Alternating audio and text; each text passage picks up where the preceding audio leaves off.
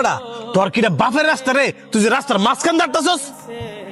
ভাই সরি, আমি বুঝতে পারি নাই, কারণ এই রুটে তো সবসময় গাড়ি আসে না। না হলে আমি কেমনে আইছি? তোর শরীরের লগে যদি অনেক গাড়িটা লাগতো, আমার গাড়িটা কি একটা ক্ষতি হইতো তুই জানাস? ভাই আমি সত্যি খেয়াল করি নাই। তো বেখেয়ালি মূল্যের রাস্তা দাঁড়স করে ঘরে বয়ে থাকতে রস না, কিছু কইলাম না আজকা।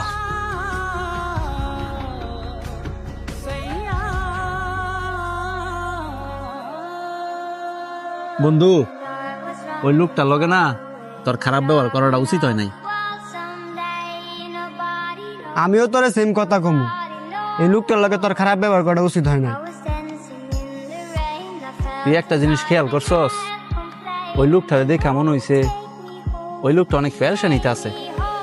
আর মানুষ যদি পেরেশানিতে থাকে একটু বেখেয়াল লিব, এটাই তো স্বাভাবিক। তোর একটু রাগ বেশি, এটা আমিও মানি, তাই বললে তো সব জায়গার মধ্যে রাগ কাটাবি, এটা কিন্তু মানা যায় না। আর আল্লাহ পাক কিন্তু রাগী মানুষকে পছন্দ করে না। আমি আমার ভুলটা বুঝতাম পারছি, এখন তাইলে আমি কি করবো? কি করবি মানে? ওই লোকটা যদি তোরা মাফ না করে, আল্লাহও তোরা মাফ করতো না। এখন তোর উচিত ওই লোকটার কাছে কি মাফ চাওয়া।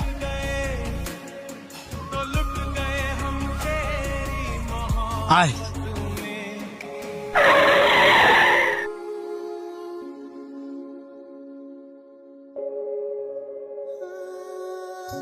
ভাই আপনারা আবার আইলেন যে, আমি কি আবার কোনো ভুল করছি? না, আপনি কোনো ভুল করেন নাই, ভুল করছি আমি। অযথা আপনার সাথে খারাপ ব্যবহার কইরা, আপনার দোষ না থাকা সত্ত্বেও আপনার গায়ে হাত তুললা। এইভাবে বললেন না, আপনার জায়গায় থেকে আপনি ঠিকই করছেন।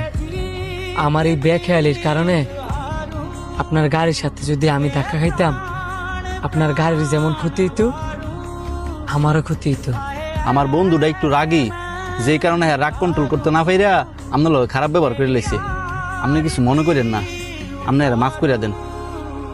না না, আমি কিছু মনে করি নাই। আর মাফ আমার থেকে লেগে চাইতেছেন, মাফ করার মালিক হচ্ছে আল্লাহ। আপনি অনেক ভালো মানুষ। এই এলাকায় কি নতুন? যে এলাকায় নতুন, ওই ব্যাংক কলোনিতে আমরা বাসা নিছি। কি বলেন? আপনি আমাদের ব্যাংক কলোনিতে থাকেন? আমাদের সবার বাসাও তো ব্যাংক কলোনিতে। আর আপনি যেহেতু আমাদের এই যে, চলেন আজকে তো আমরা বন্ধু হয়ে যাই। কি সৌভাগ্য আমার, আস্তে নাস্তে 3টা বন্ধু হয়ে লাইছি।